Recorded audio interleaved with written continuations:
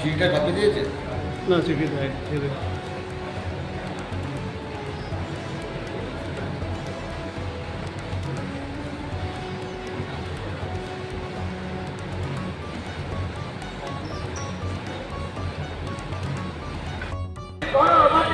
শিক্ষক সমাজ যখন সমস্ত বিদ্যালয় ঢুকছে তখন শিক্ষকদের বছর করা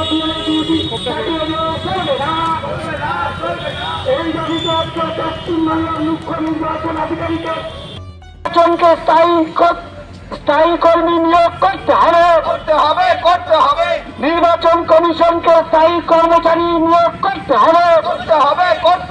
নির্বাচন কমিশনকে বিএলও ডিউটির জন্য ডিউটি প্রতিরোধ মঞ্চ জিন্দাবাদ